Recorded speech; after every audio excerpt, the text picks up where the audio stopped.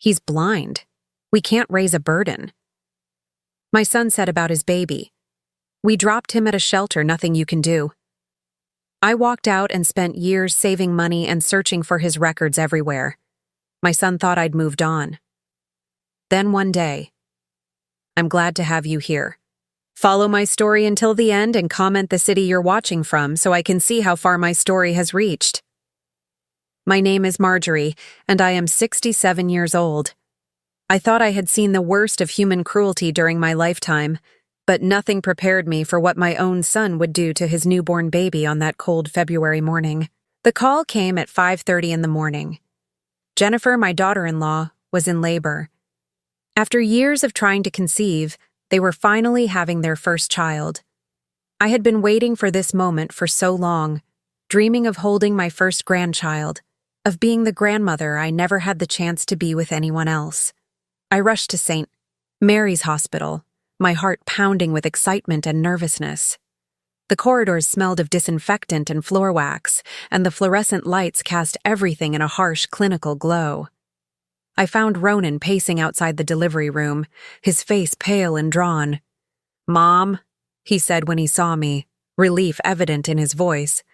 "The baby, there might be complications." My stomach dropped. "What kind of complications?"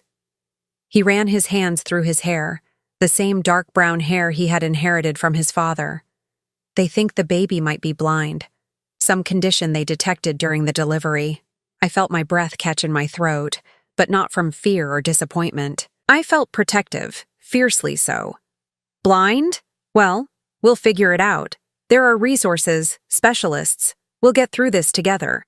Ronan's expression shifted, becoming cold in a way that chilled me to my core. "No, Mom, we won't." Before I could ask what he meant, a nurse emerged from the delivery room carrying a small bundle wrapped in a blue blanket. My grandson. My heart swelled as I reached out my arms, but the nurse walked past me directly to Ronan. "Congratulations, you have a beautiful baby boy," she said with a warm smile. "He's perfectly healthy otherwise, and the doctors want to discuss early intervention options for his vision." "We don't want to discuss anything," Ronan interrupted, his voice harsh. "We're not keeping him." The nurse's smile faltered. "I'm sorry, I don't understand. He's blind." Jennifer's voice came from behind us. She had been wheeled out in a wheelchair, looking exhausted but determined. "We can't raise a burden like that. We have our lives to think about." I stared at them both, unable to process what I was hearing. "A burden? He's your son. He's a baby who needs you." Ronan's jaw tightened. "Mom, you don't understand. Jennifer and I have careers, plans. We can't sacrifice everything for a disabled child who will never be able to take care of himself." "He's 3 hours old," I said, my voice rising despite my efforts to stay calm. "You don't know what he'll be capable of. Blind people live full, independent lives. They have families, careers." "Not our problem," Jennifer said coldly, not even looking at the baby in the nurse's arms. "We've already made our decision. We're surrendering him to the state." The nurse looked horrified. "Mr. and Mrs. Patterson, perhaps you should take some time to think about this. Postpartum emotions can be overwhelming, and there are support groups, financial assistance." "We don't need time," Ronan snapped. "We need the paperwork. Where do we sign?" I stepped forward, reaching for my grandson. "Let me hold him. Please, just let me hold him." The nurse, clearly uncomfortable with the situation, gently placed the baby in my arms. He was so small, so perfect. His little face was peaceful, his tiny fingers curled into fists.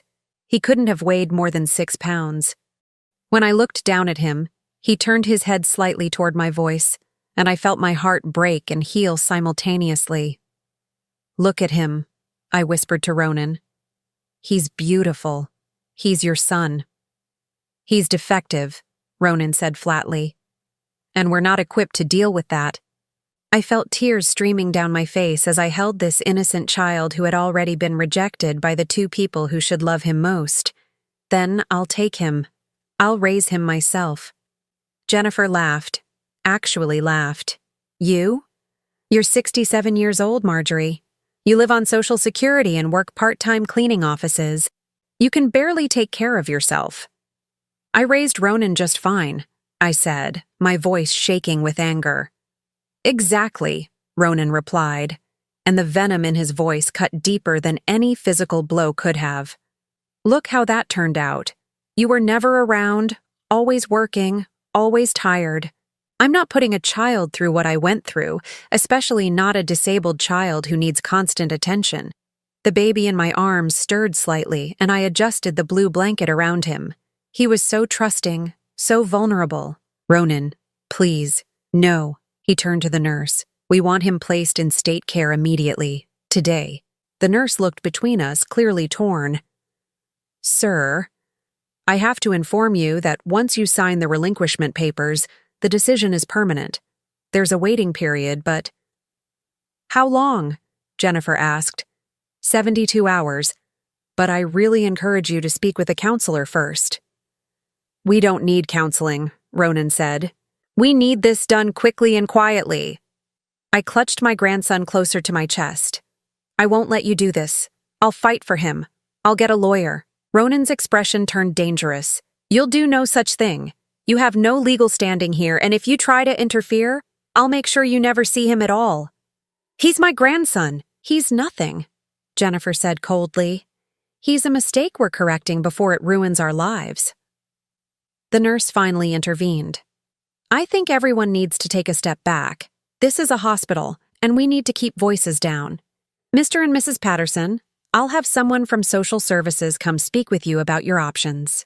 Mrs. Patterson, I'm his grandmother. She nodded sympathetically. Mrs. Patterson, perhaps you could spend some time with the baby while your son and daughter-in-law speak with the counselor. For a brief moment, I thought I saw doubt flicker across Ronan's face. But Jennifer reached over and squeezed his hand, and whatever softness might have been there vanished. We don't need our son spending time with the baby, Jennifer said. It will only make this harder than it needs to be. Spending time with his grandmother, you mean? I corrected, my voice steel. Whatever, Jennifer said with a dismissive wave. We want the baby taken to the nursery while we handle the paperwork. The nurse gently took my grandson from my arms, and I felt like a piece of my soul was being ripped away. What will you name him? She asked softly. We're not naming him, Ronan said. That's for his new family to decide. But I leaned down and whispered in the baby's ear. Your name is David, David Patterson, and your grandmother loves you more than anything in this world. As the nurse walked away with David, I turned back to Ronan and Jennifer. You'll regret this for the rest of your lives. The only thing I regret, Ronan said, is that it took this long to realize what kind of mother you really are. This is exactly what I expected from you. Drama, guilt trips, trying to make everything about yourself instead of what's best for everyone involved. I stared at my son, this man I had sacrificed everything to raise, who now stood before me with such coldness that I barely recognized him. What's best? You're abandoning your newborn son because he can't see. What kind of people does that make you? Practical people, Jennifer answered. People who understand that some burdens aren't worth carrying. I felt something inside me break, but also harden. If you do this, if you abandon David, you're dead to me, both of you. Ronan shrugged. Fine by me. Maybe now you'll stop trying to control everyone's life and focus on your own pathetic existence. I turned and walked away before I said something I couldn't take back. But as I reached the elevator, I heard Jennifer call out, "Oh, and Marjorie? Don't bother looking for him. We're having him transferred to a facility in another state. You'll never find him." The elevator doors closed, and I broke down completely. I cried for David, for the innocence he had already lost, for the family that had rejected him before giving him a chance. But underneath the grief, something else was growing, a determination I hadn't felt in years. I wouldn't let them win. I wouldn't let my grandson disappear into the system, forgotten and unloved. I had failed Ronan somehow, had raised a son who could abandon his own child, but I wouldn't fail David. I drove home to my small apartment, the silence deafening. My Social Security check was $850 a month. I made an extra $200 a week cleaning offices downtown. It wasn't much, but it was something. I would save every penny if I had to. I would find David, no matter how long it took or how much it cost me. I would not let him grow up believing that no one wanted him, that he wasn't worth fighting for, because he was worth everything to me. 3 months had passed since David disappeared into the foster care system, and I had visited 17 different facilities across 3 states. My small savings account, which had once held $3,000, was down to $800. Every week, I sent $200 from my cleaning job straight into my search fund, leaving me with barely enough for rent and groceries. My apartment had become a war room. The kitchen table was covered with manila folders, each one representing a different shelter, foster home, or adoption agency. I had created a detailed map on my living room wall, marking every location I had visited with red pins. The unmarked territories stared back at me like accusations, reminding me how much ground I still had to cover. The phone calls were the worst part. Every morning at exactly 8 o'clock, I would begin calling agencies, pretending to be a potential volunteer, a concerned neighbor, or sometimes just a grandmother hoping to find information about adoption procedures. Most of the time, I was met with polite but firm rejection. "Ma'am, I understand your concern, but we cannot provide information about specific children in our care," the voice on the other end would say. Always professional, always final. "But he's my grandson," I would plead.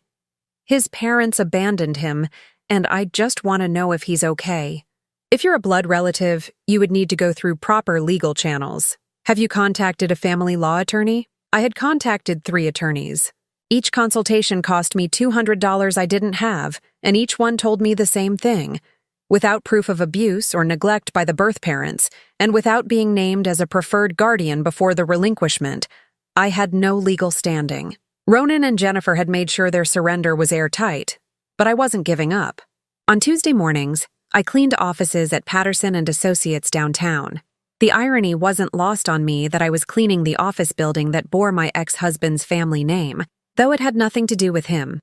The work was harder than it used to be. My knees ached when I knelt to scrub baseboards, and my hands cramped from gripping the mop handle too tightly, but every dollar mattered. Mrs. Chen, who managed the cleaning crew, had noticed my dedication. "Marjorie, you're working too hard," she said one morning as I finished mopping the lobby. "You look tired.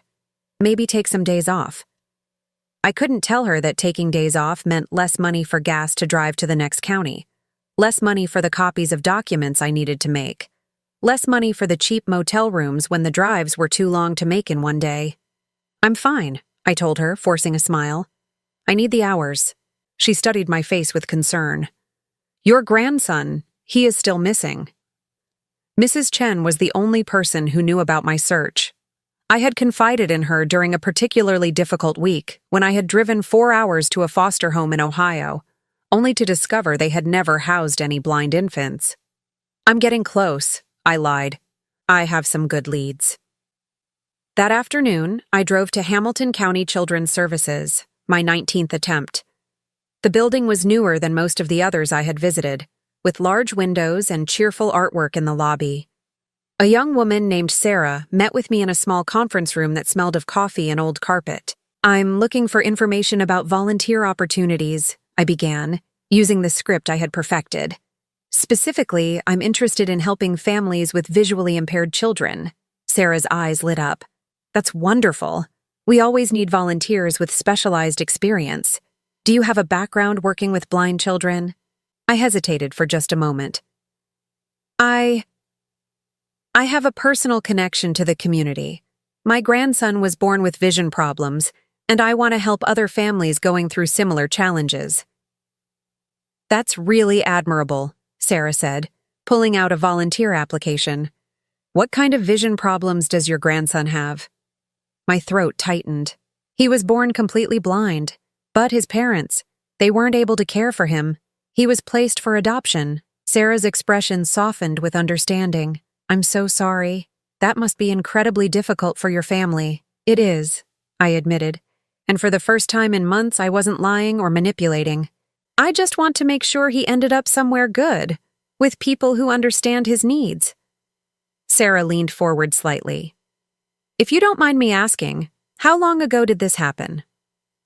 3 months ago. He was born in February at St. Mary's Hospital. I watched Sarah's face carefully, looking for any flicker of recognition. She was quiet for a moment, then said gently, "Marjorie, if this is about finding your grandson, I need to be honest with you. I can't provide specific information about children in care. But—" My heart stopped. But what? "But I can tell you that any baby placed in our system, especially one with special needs, would be prioritized for placement with families who have experience and resources to provide appropriate care." "So he would be placed quickly?" Sarah nodded. "Usually within 30 to 60 days, especially for infants. Families who are specifically looking to adopt children with disabilities often have shorter waiting periods. 60 days. It had been 3 months since David was abandoned. If Sarah was right, he might already be with a family, possibly even legally adopted by now. "Are the adoptions usually local?" I asked, trying to keep my voice steady. "Sometimes. But we work with agencies across the region. A child placed here might be adopted by a family in Kentucky, Indiana, even further if it's the right match." I felt my hope deflating. The region could mean hundreds of miles, thousands of families. I had been searching systematically, county by county, but if adoptions happened across state lines. "Is there any way to know if a child was successfully placed?" I asked desperately. Sarah looked at me with genuine sympathy. "I wish I could help you more. I can see how much you care. But the privacy laws exist to protect the children and their new families." I nodded, understanding but not accepting. What if the grandmother wanted to establish contact? Not to interfere, just to know he's okay? In some cases, adoptive families are open to maintaining connections with birth families, especially grandparents. But that would have to be arranged before the adoption was finalized, and both sets of parents would need to agree. Both sets of parents. Ronan and Jennifer would never agree to let me have contact with David. They had made that clear from the beginning. I left Hamilton County with another dead end, but also with new information. If David had been adopted, it might be through an agency that specialized in special needs children. That narrowed my search considerably. That evening, I sat at my kitchen table with a new list I had compiled from internet research. Agencies within a 3-state radius that focused on adopting children with disabilities. There were 12 of them. Tomorrow, I would start calling. But first, I needed to count my money again. $420 left in my search fund. Gas to visit agencies cost approximately $40 per trip if they were within 2 hours' drive. Longer trips meant overnight stays, which could cost up to $80 for a cheap motel. I could afford maybe 10 more search trips before I would need to find additional income or wait until I saved more money. The thought of waiting was unbearable. I picked up my reading glasses to study the map more carefully, but one of the lenses had cracked sometime during the day. Everything looked slightly distorted, like the world was broken in half. I set them down and rubbed my eyes, feeling the exhaustion that had become my constant companion. My phone rang, startling me out of my calculations. The caller ID showed my neighbor, Mrs. Rodriguez. "Marjorie, honey, are you okay? I saw your lights on very late again last night." Mrs. Rodriguez was 73 and had lived in the apartment next to mine for 8 years. She had noticed my odd schedules and frequent absences, but had been polite enough not to ask too many questions. "I'm fine, Elena. Just having trouble sleeping. You look so thin lately. Are you eating enough? I made too much arroz con pollo tonight if you want some." The kindness in her voice almost broke me. I couldn't remember the last time I had eaten a real meal instead of crackers and peanut butter. "That's very sweet, but I'm not very hungry. Marjorie, is there something wrong? You seem different these past few months, sadder." I closed my eyes, fighting the urge to tell her everything. Elena had raised 4 children and had 11 grandchildren. She would understand the desperation, the need to protect family, but she would also try to talk me out of my search, would tell me to accept what couldn't be changed. "I'm just dealing with some family issues," I said carefully. "Family can be complicated," she agreed. But sometimes we have to choose what battles are worth fighting and which ones will only hurt us more. After I hung up, I stared at my cracked glasses and Elena's unintentional wisdom. Was this search destroying me? I had lost weight, lost sleep, spent money I couldn't afford to spend. My knees hurt constantly from the extra cleaning shifts, and I had developed a persistent cough that I kept telling myself would go away on its own. But then I thought about David, barely 3 months old, possibly lying in a crib somewhere without knowing that someone was fighting for him. Someone loved him enough to sacrifice everything to find him. I picked up my cracked glasses and put them back on. The world might look broken, but I could still see well enough to keep searching. Tomorrow, I would call the specialized adoption agencies. If that didn't work, I would expand my search to neighboring states. I would work extra shifts, eat less, drive further. I would find David, even if it killed me. 2 years and 8 months after David disappeared, I finally found him. It happened on a rainy Thursday in October, when I had almost given up hope.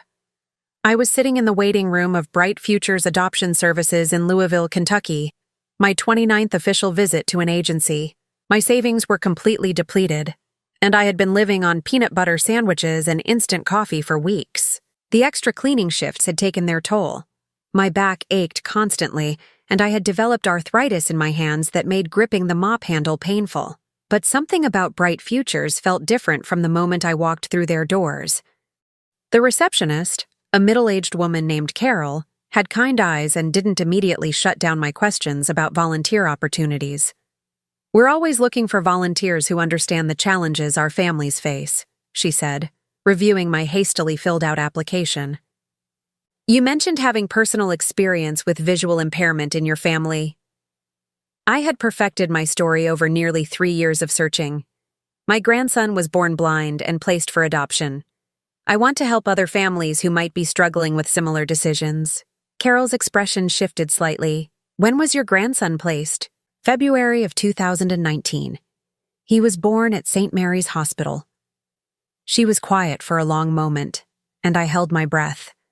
I had learned to read the subtle signs, the slight pause before a polite rejection, the way people's faces closed off when they realized I was searching for a specific child rather than genuinely volunteering. But Carol surprised me. "Would you mind waiting here for just a moment? I'd like you to speak with our director, Mrs. Hamilton." My heart began racing as Carol disappeared down a hallway lined with photos of happy families. After 10 minutes that felt like hours, she returned with an elegant woman in her 50s who wore a warm but cautious smile. "Mrs. Patterson, I'm Linda Hamilton. Carol tells me you're interested in volunteering with families who have visually impaired children." "Yes," I said, trying to keep my voice steady. "It's very important to me." Mrs. Hamilton studied my face carefully. "Would you mind if we spoke privately in my office?" I followed her down the hallway, past more photos of adopted children and their families. Her office was comfortable and warm, with soft lighting and plants on every surface. She gestured for me to sit in a chair across from her desk. "Mrs. Patterson, I'm going to be direct with you because I think you deserve honesty," she said, folding her hands on her desk. "Are you looking for a specific child?" The question caught me off guard. After years of careful deception and practiced lies, someone was asking me outright. I stared at her for a moment, then decided to tell the truth. "My grandson," I whispered. "My son and daughter-in-law abandoned him because he was born blind. I've been searching for him for almost 3 years." Mrs. Hamilton nodded slowly. "What can you tell me about the circumstances of his placement?" I told her everything. The hospital scene, Ronan and Jennifer's cruelty, the legal roadblocks I had encountered. Mrs. Hamilton listened without interrupting, her expression growing more troubled as I continued. "Mrs. Patterson, I need to ask you something important, and I need you to be completely honest with me," she said when I finished. "Are you looking to disrupt an adoption? To take this child away from a family who has legally adopted him?" The question hit me like a physical blow. I just want to know that he's okay, that he's loved and cared for. But if you found him, what would you do?" I had been so focused on the search itself that I had never really considered what would happen if I actually succeeded. I don't know, I admitted. I suppose I hoped. I hoped maybe I could be part of his life somehow. Not to take him away from good parents, but just to love him, to make sure he knows he has family who wanted him. Mrs. Hamilton was quiet for several minutes, apparently weighing a decision that could change everything. Finally, she spoke. We did place a blind infant from St. Mary's Hospital in February of 2019, she said carefully. He was adopted by a wonderful family who specifically requested a child with special needs. They had been waiting for 2 years for the right match. My vision blurred with tears. Is he? Is he healthy? Happy? He's thriving, Mrs. Hamilton said with a gentle smile. His parents are both teachers who work with special needs children. They were fully prepared for his needs and have provided him with every resource and support available. Relief flooded through me so completely that I began sobbing. After nearly 3 years of searching, of not knowing if David was safe or loved or even alive, I finally had an answer. He was okay. He was more than okay. He was thriving. His name is David now, Mrs. Hamilton continued. David Chen. His parents, Michael and Susan Chen, chose to keep the first name because they felt it was important to honor whatever his birth family had called him, David Chen. My grandson had a new name, a new family, a new life. Can you tell me more about them? The Chens? Mrs. Hamilton hesitated. Mrs. Patterson, I'm already sharing more than I should. Client confidentiality is extremely important in our field. Please, I begged. I've spent every dollar I had looking for him. I've worked myself to exhaustion. I just need to know he's in good hands. Something in my voice must have convinced her, because she opened a file cabinet and pulled out a thick folder. Michael Chen is a special education teacher at Roosevelt Elementary. Susan Chen teaches music therapy at a center for visually impaired children. They had been trying to have children for 8 years before deciding to adopt. They went through 18 months of training and preparation specifically to adopt a blind child. My heart ached with gratitude and loss simultaneously. David had found exactly the family he needed, the family I could never have been. Are they? Do they love him? Mrs. Hamilton smiled. Mrs. Patterson, I've been in this business for 22 years, and I've never seen parents more devoted to a child. They moved to a single-story house with a fenced yard specifically for David. They learned Braille together before he was even walking. Susan reduced her work hours to spend more time with him. Does he know he's adopted? He's only 3 years old. But yes, adoption is discussed openly in their home. The Chens believe strongly in honesty appropriate to a child's developmental stage. 3 years old. My grandson was 3 years old, and I had never held him again after that day in the hospital. What is he like? Mrs. Hamilton's expression softened. He's remarkable, Mrs. Patterson. He's incredibly verbal for his age, loves music, and has an extraordinary memory. He knows the names of dozens of birds just from their songs. He can navigate their entire house independently, and he's already showing interest in Braille books. Pride swelled in my chest, followed immediately by devastating sadness.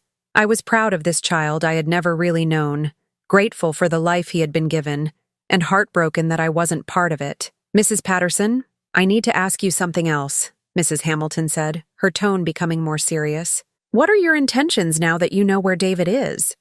I wiped my eyes and tried to think clearly. I don't know. I never thought past finding him. Because I need to be very clear about something. David's adoption was finalized 8 months ago. The Chens are his legal parents in every sense. Any attempt to contact them or disrupt their family could be considered harassment. The warning was gentle but firm. I had found David, but I couldn't reach him. Could I just see him? From a distance? Just to know for myself that he's okay? Mrs. Hamilton studied me for a long time. Mrs. Patterson, I understand your need for closure, but you need to think very carefully about what you're asking. If you see him, will you be able to walk away? I didn't answer because I didn't know. After 3 years of searching, of sacrificing everything to find him. Could I really just walk away? "Where do they live?" I asked quietly. "I can't give you their address," Mrs. Hamilton said firmly. "But I can tell you they live in Riverside County, about 40 minutes from here." Riverside County. After 34 months of searching across multiple states, David was less than an hour away from where I sat.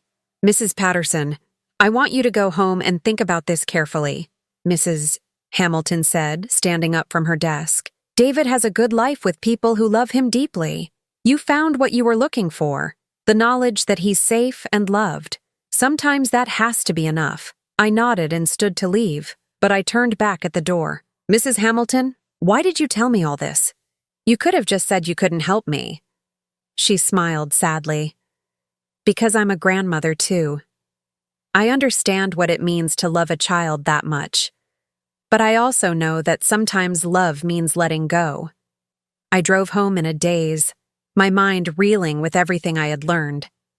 David was alive, healthy, loved, and thriving with parents who could give him everything he needed. It was more than I had dared to hope for during my darkest moments of searching. But it wasn't enough, not yet. I had found my grandson, but I hadn't seen him. I hadn't heard his voice or watched him laugh or made sure for myself that the life Mrs. Hamilton described was real. I knew it was selfish. I knew it was dangerous. But I had to see David with my own eyes, just once. Then maybe I could let go. I spent 3 sleepless nights researching Riverside County before I worked up the courage to drive there. Online property records led me to Michael and Susan Chen, both 34 years old, who had purchased a ranch-style home on Maple Street in August of 2019, just 6 months after David's adoption. The house cost them $230,000, according to public records, which meant they had likely stretched their finances to create a safe environment for their son.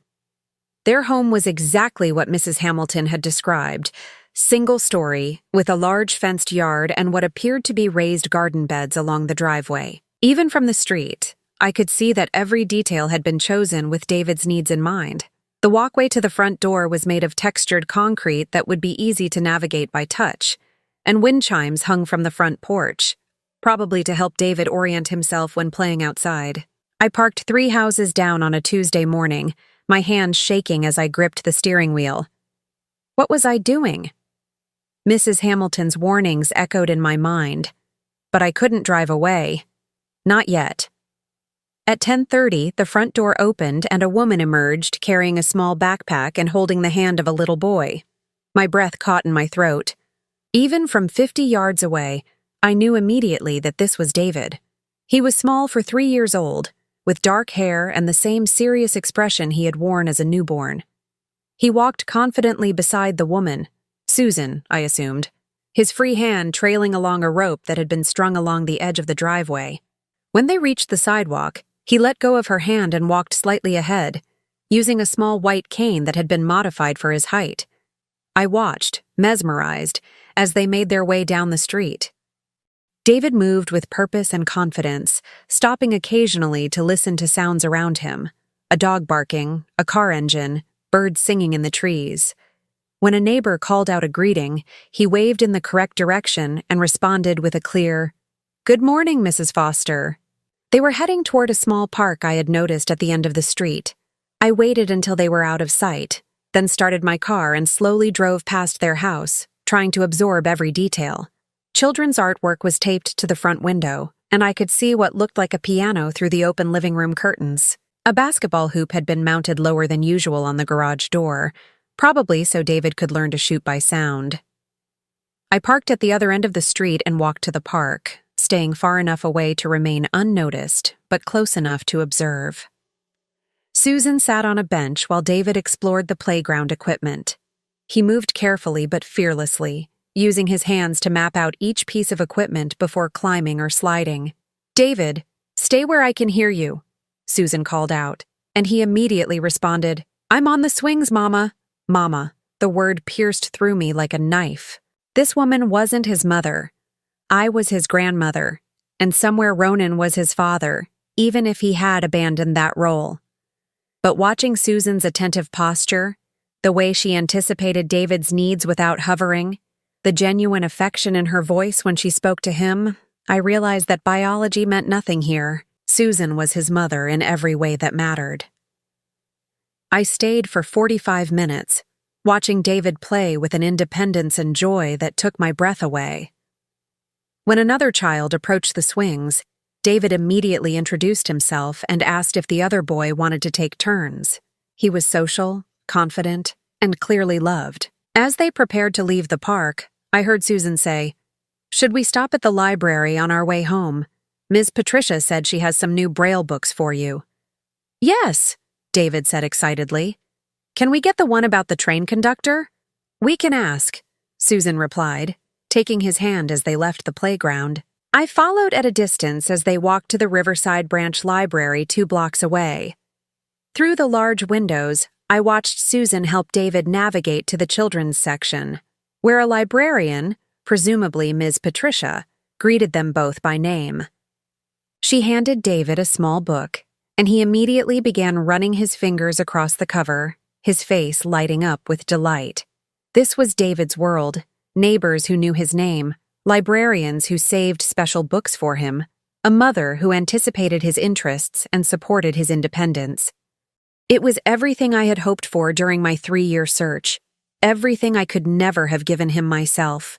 But watching wasn't enough. I needed to hear his voice, to see his smile up close, to somehow become part of this world he had built without me. I waited until the following Thursday, then returned to the library during what I had determined was their regular visit time. This time, instead of watching from outside, I went in. The children's section was nearly empty except for Susan, David, and Ms. Patricia. I browsed the large print books nearby, straining to hear their conversation.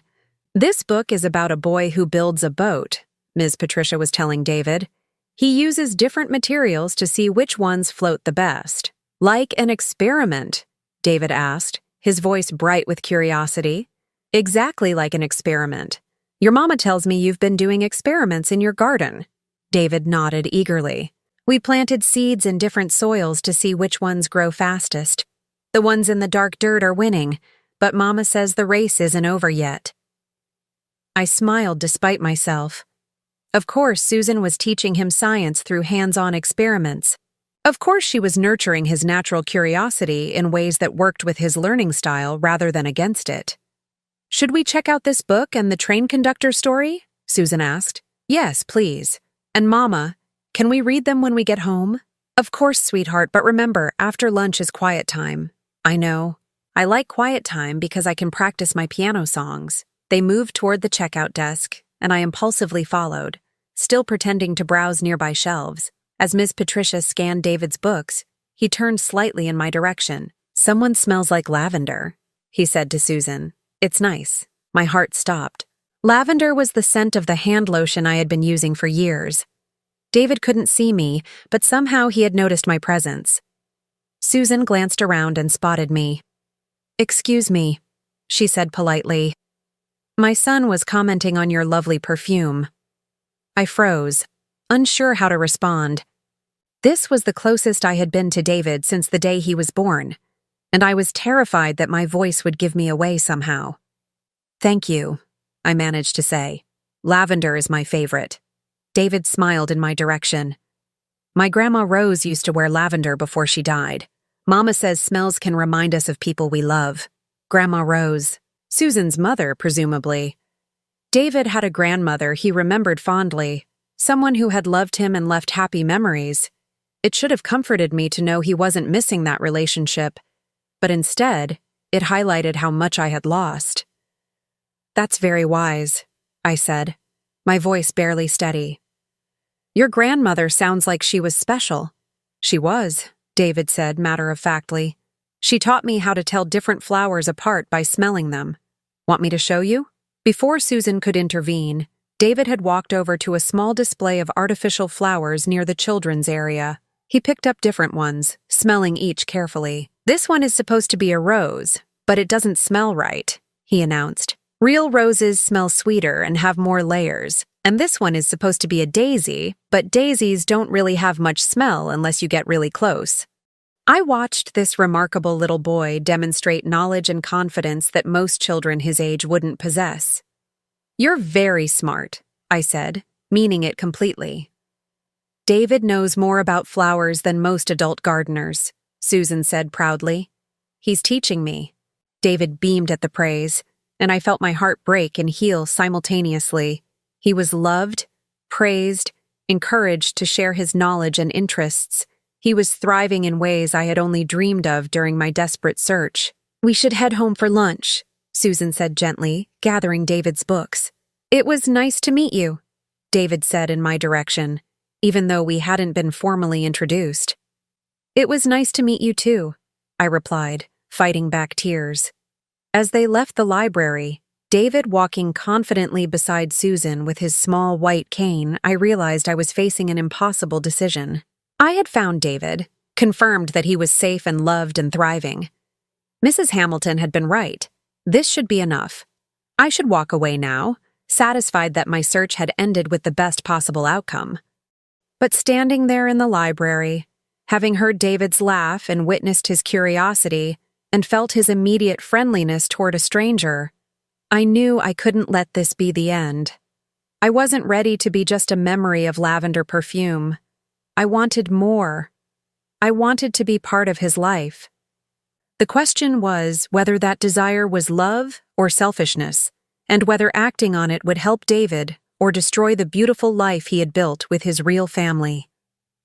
I drove home that afternoon torn between satisfaction and longing. David was everything I had hoped he would become: smart, confident, loved, and happy. The Chens were everything I had hoped his adoptive parents would be: devoted, knowledgeable, and completely committed to his well-being. I should be grateful. I should be at peace. But I wasn't ready to disappear from his life before I had ever really been in it. That evening, I sat at my kitchen table and wrote a letter I wasn't sure I would ever send. "Dear Mr. and Mrs. Chen, you don't know me, but I am David's biological grandmother. I have been searching for him for 3 years, and I recently learned that he was adopted through Bright Futures. I want you to know that I am not writing to disrupt your family or to make any claims on David. I can see that he is thriving in your care, and I am grateful beyond words that he found you. I am writing because I hope there might be a possibility, however small, that I could be part of David's life in some way, not as a replacement for any relationships he already has, but as an additional person who loves him and wants to support his growth and happiness. I understand if this request is unwelcome or impossible. I understand that you owe me nothing and that David's well-being must come first. But if you would be willing to meet with me to discuss the possibility, I would be forever grateful. Sincerely, Marjorie Patterson." I stared at the letter for hours, weighing every word. Sending it would change everything, for better or worse. Not sending it meant walking away from David forever, accepting that our brief encounter in the library would be the only real moment we would ever share. By midnight, I still hadn't decided what to do. I mailed the letter on a Friday morning, 3 days after writing it. My hands shook as I dropped the envelope into the mailbox outside the post office, and I immediately regretted my decision. What if the Chens called the police? What if they thought I was some kind of stalker who had been watching their son? What if they moved away to protect David from me? But it was too late. The letter was gone, carrying my hopes and fears to a family who had no reason to trust me. I waited 5 agonizing days before the phone rang. "Mrs. Patterson? This is Susan Chen." My heart stopped. Her voice was calm but cautious, neither friendly nor hostile. I gripped the phone tighter. "Thank you for calling. I wasn't sure if you would." "Your letter was unexpected," Susan said carefully. "Michael and I have talked about it extensively, and we have some questions." "Of course. I'll answer anything you want to know." There was a pause, then Susan continued. "Mrs. Patterson, we need to understand your motivations." David's birth parents made it very clear that they wanted no contact with him ever again. They signed papers specifically stating that no biological family members should be allowed access. The words hit me like a slap. That wasn't my decision. I fought against what they did from the very beginning. "Can you tell us exactly what happened?" We were told that David was surrendered because his parents weren't prepared to care for a special needs child, but we weren't given details about other family members. I took a deep breath and told Susan everything: the hospital scene, my confrontation with Ronan and Jennifer, their threats to keep me away from David, my 3-year search. As I spoke, I could hear the pain in my own voice, the years of frustration and heartbreak spilling out to a woman who owed me nothing. Susan listened without interrupting until I finished.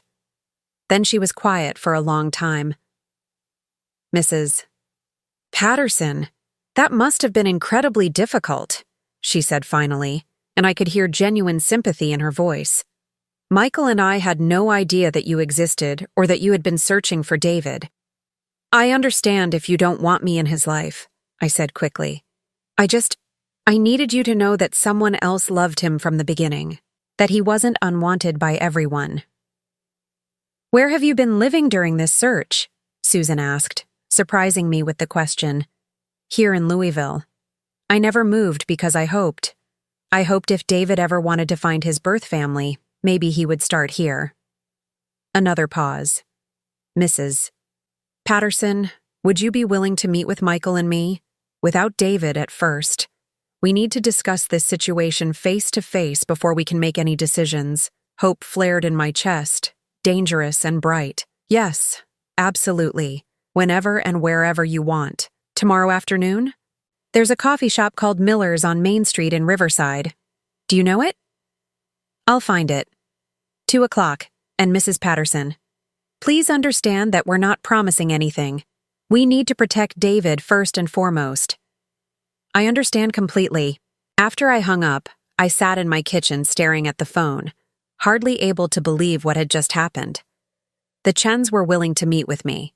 They hadn't called the police or threatened legal action. They were at least considering the possibility that I could be part of David's life. I spent the rest of the day in a nervous frenzy, changing clothes 3 times and rehearsing what I would say. I wanted to present myself as stable, trustworthy, someone who would enhance David's life rather than complicate it. Miller's coffee shop was a small, cozy place with mismatched furniture and local artwork on the walls. I arrived 15 minutes early and chose a table in the corner where we could talk privately. At exactly 2 o'clock, a couple entered who I immediately recognized as David's parents. Michael Chen was tall and lean with kind eyes behind wire-rimmed glasses. Susan was petite with short brown hair and a warm but cautious expression. They both looked exactly like the type of people who would devote their lives to teaching and caring for children with special needs. "Mrs. Patterson?" Susan asked as they approached my table. "Please, call me Marjorie," I said, standing to shake their hands. "Thank you so much for agreeing to meet with me." We sat down, and there was an awkward moment of silence before Michael spoke. "Marjorie, we want to be honest with you about our concerns." I nodded, bracing myself. "David is thriving," he continued. "He's confident, happy, and secure in his identity as our son. We worry about introducing confusion into his life, especially regarding the circumstances of his adoption." "I would never want to confuse him," I said quickly. "I don't expect him to see me as a grandmother in the way he might remember your mother, Susan. I just want him to know that there are people in his biological family who love him." Susan leaned forward slightly. "Can you tell us about your son? About why he and his wife made the decision they did?" This was the hardest part.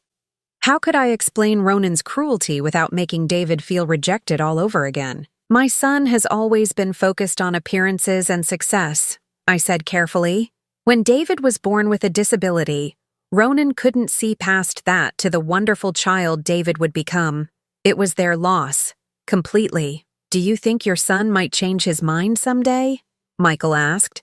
"Try to contact David or disrupt his life?" I shook my head firmly. "No. Ronan burned that bridge completely. He and Jennifer wanted nothing to do with David, and they made that very clear. They wouldn't even let me tell them his name." "His name?" Susan looked puzzled. "David. I whispered it to him in the hospital before the nurse took him away. When Mrs. Hamilton told me you had kept that name, My voice broke slightly. It meant everything to me. Susan's expression softened. We felt strongly that he should keep whatever name his birth family had chosen. It was one of the few things we could honor from his earliest life. I wiped my eyes, embarrassed by the emotion. I'm sorry. I don't mean to be dramatic. I've wondered about him every single day for 3 years. Michael and Susan exchanged a look, some kind of silent communication passing between them. Then Susan spoke. Marjorie, we need to ask you some practical questions. Do you have any history of mental illness, substance abuse, or criminal activity? I understood why they needed to know. No, nothing like that. I've worked the same cleaning job for 8 years. I've lived in the same apartment for 12 years. I can provide references if you need them. What are your expectations if we allow you to have contact with David? Michael asked. I had thought about this question constantly since mailing the letter. I don't expect anything specific. I understand that you're his parents and that your decisions about his life come first. I suppose I just hope to be someone in his life who loves him unconditionally, who can tell him stories about his early life, and maybe share things about his biological heritage that might interest him someday. And if he doesn't want a relationship with you? Susan asked gently but firmly. The question hurt, but I had considered it. Then I would respect that completely. David's happiness is what matters most to me. Michael was quiet for a moment, then said, Can you tell us about the lavender perfume? I blinked, confused. I'm sorry? David came home from the library last week talking about a nice lady who smelled like his Grandma Rose, Susan explained. He was very taken with your kindness to him. Heat flooded my face. They knew I had approached David in the library. I'm sorry. I know I shouldn't have spoken to him without your permission. When he mentioned the lavender, I couldn't help responding. You didn't identify yourself? Michael asked. No. We just talked about flowers for a few minutes. Susan smiled for the first time since they had arrived. David has been asking us if we might run into you again at the library. He said you seemed lonely, and he wanted to tell you more about flower gardens. My heart swelled. Even in a brief interaction, David had sensed something about me that made him want to help. This child who had every reason to be wary of strangers was instead concerned about my well-being. Marjorie, Susan said, Michael and I need some time to discuss this privately. But I want you to know that we're not opposed to the idea of you being part of David's life in some capacity. We just need to figure out how to do it in a way that's healthy for everyone involved, especially David. What would that process look like? I asked. Slowly, Michael replied. If we decide to move forward, we would start with supervised visits. You and David would spend time together while Susan or I are present. If that goes well over a period of time, we might consider expanding the arrangement. And we would need to discuss with David in age-appropriate ways who you are and why you want to be part of his life, Susan added. We believe in honesty, but we also want to protect his emotional security. I nodded eagerly. That sounds perfect. More than I had hoped for. We'll call you by the end of the week, Michael said, standing up. We need to think about this carefully and probably consult with David's therapist about the best approach. David had a therapist. Of course he did. The Chens weren't just loving parents. They were thoughtful, thorough people who made sure David had every resource he needed to thrive. Thank you, I said as we prepared to part ways. Thank you for even considering this. Susan paused at the door. Marjorie, can I ask you something? Of course. When you were searching for David all these years, what kept you going? What made you believe it was worth the sacrifice? I thought for a moment. The belief that every child deserves to know they're loved unconditionally by someone. David didn't choose to be born to parents who couldn't love him for who he was, but he also didn't deserve to grow up thinking that no one in his biological family wanted him. Susan nodded slowly. That's a beautiful reason. As I drove home, I felt something I hadn't experienced in 3 years. Hope mixed with peace. Even if the Chens decided that contact wasn't appropriate, they now knew that David had a grandmother who loved him. They could tell him someday, when he was old enough to understand, that he hadn't been unwanted by everyone. But deep in my heart, I believed they would say yes. I had seen the way they looked at each other during our conversation, the careful consideration they were giving to my request. These were people who understood love in all its forms, who wouldn't deny David a relationship that could enrich his life. 3 days later, Susan called. "Marjorie, we'd like to invite you to dinner on Sunday. David doesn't know who you are yet, but we told him we were having a friend over who loves gardens as much as he does." I closed my eyes, overwhelmed with gratitude. Thank you. Thank you so much. "We'll start slow," Susan warned. "And if at any point we feel this isn't working for David, we'll need to reconsider." "I understand completely. Sunday at 5 o'clock. And Marjorie, you might want to bring some seeds or bulbs to plant with David. He's been asking about starting a winter garden." After I hung up, I sat in my quiet apartment and cried tears of joy and relief. In 4 days, I would have dinner with my grandson. I would hear his voice, watch him eat, maybe even help him plant flowers. It had taken 3 years, $15,000, and nearly destroying my health, but I had found David. More importantly, I had found a way to love him without disrupting the beautiful life he had built with his real family. Sunday couldn't come fast enough. 6 months had passed since that first dinner with David, and I had never been happier. The Chens had gradually allowed me to become a regular part of David's life. Sunday dinners, Saturday morning garden work, occasional trips to the library or park. David knew me as Grandma Marjorie, and while he understood that I was different from his Grandma Rose, he had accepted me with the easy affection that came naturally to him. We had planted a winter garden together, just as Susan had suggested that first day. David could identify every herb and vegetable by smell and touch, and he took pride in showing visitors what we had grown together. On this particular Saturday morning, we were harvesting the last of the fall lettuce when everything changed. I was kneeling in the dirt, helping David feel for the best leaves to pick, when I heard a car door slam in the driveway. Susan was inside making lunch, and Michael was at his school for weekend tutoring sessions. We weren't expecting anyone. "Grandma Marjorie, someone's here," David said, tilting his head toward the sound of footsteps on the front walkway. I stood up, brushing soil from my knees, and froze. Walking toward us with determined strides was Ronan, followed by a woman I didn't recognize. My son looked exactly the same. Tall, well-dressed, wearing the same expression of barely controlled anger I remembered from the hospital 4 years ago.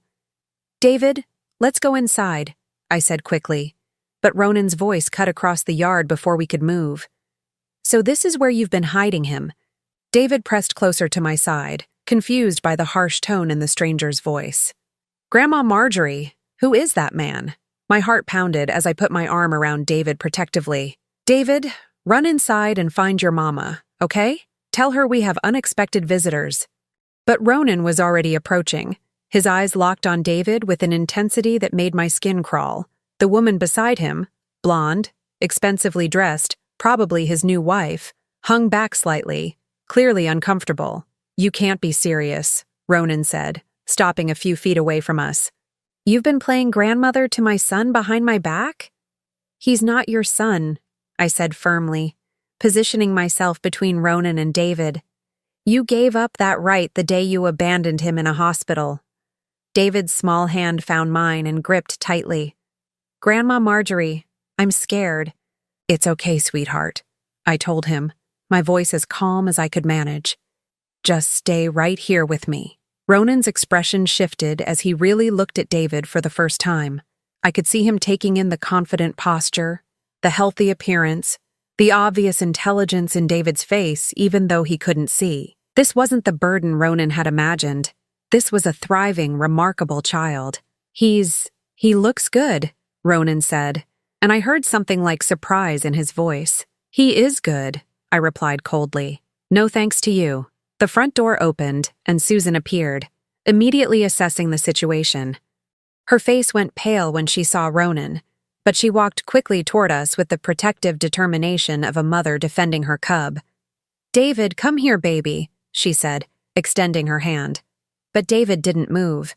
Instead, he pressed closer to me and said, "Mama, this man is scaring Grandma Marjorie." His voice sounds angry. Ronan stared at David, calling Susan Mama, and I saw something flicker across his face. Jealousy, maybe, or regret. But it was too late for regret. I'm David's biological father, Ronan announced, as if that title still carried weight. I've come to discuss his future. Susan's voice was ice cold. You're not listed on any of David's paperwork as having parental rights. You surrendered those voluntarily and permanently. I've changed my mind, Ronan said. I want him back. The words hung in the air like a threat. David's grip on my hand tightened, and I could feel him trembling slightly against my side. You can't have him back, I said, my voice louder than I intended. He has a family who loves him. You can't just waltz in here 4 years later and decide you want to be a father. Ronan's jaw clenched. I'm his biological father. I have rights. You have no rights, Susan said firmly. Michael and I adopted David legally. You signed papers relinquishing all claims to him. Those papers can be challenged. The blonde woman spoke for the first time. I'm Ronan's wife, Ashley. I'm also a family law attorney. There are circumstances under which adoption decrees can be overturned, particularly if there's evidence that the birth father was coerced or misled. My blood ran cold. This wasn't just a spontaneous visit. They had come prepared for a legal battle. What do you want? I asked bluntly. Ronan looked at David again, and I could see him trying to reconcile the confident, happy child in front of him with whatever image he had carried in his mind. I want to get to know my son. I want to be part of his life. No. The word came from David himself, spoken clearly and firmly. He stepped slightly in front of me, his small body protective. I don't want to know you. You made Grandma Marjorie sad for a long time, and you're scaring my mama now. Go away. Ronan looked stunned. He had probably expected to find a broken child, grateful for any attention from a biological parent. Instead, he was facing a confident boy who saw right through him. David, I'm your real father, Ronan said, crouching down to David's level. I know I made mistakes, but I want to make them right. David tilted his head, listening not just to Ronan's words, but to his tone, his breathing, all the subtle cues that told him more about people than sight ever could. You don't sound sorry, he said matter-of-factly. You sound like you want something. Ashley stepped forward. Mr. and Mrs. Chen, my husband is prepared to file a motion to overturn the adoption if necessary, but we'd prefer to work out a visitation arrangement voluntarily. Absolutely not, Susan said immediately. I wouldn't be so quick to refuse, Ashley continued. A biological father who was young and overwhelmed at the time of surrender, who has since matured and remarried, who can provide financial support and stability. Some judges might find that compelling. I felt sick. They were threatening to destroy David's entire world, to traumatize him with a custody battle, all because Ronan had suddenly decided he wanted to play father. Why now? I demanded, turning to face my son directly. Why, after 4 years, do you suddenly care about David? Ronan stood up, his composure slipping slightly.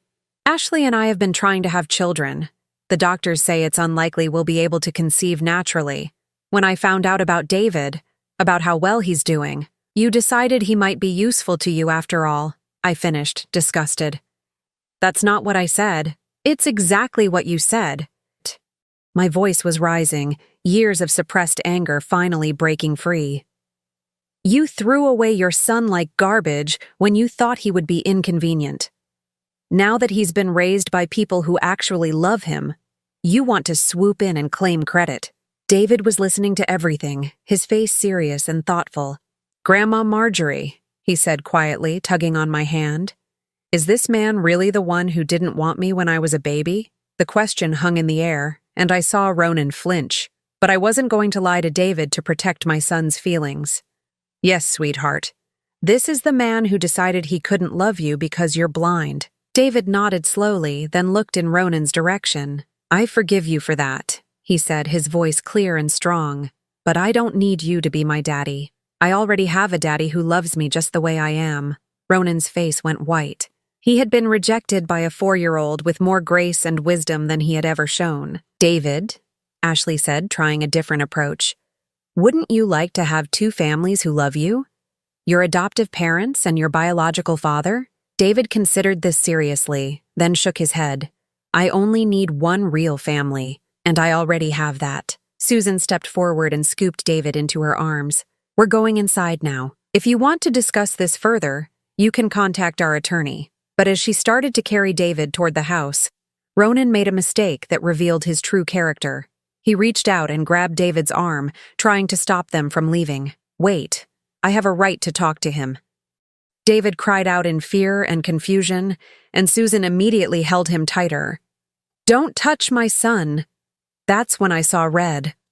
All the years of searching, all the pain and sacrifice, all the love I had for this remarkable child crystallized into a fury I had never felt before.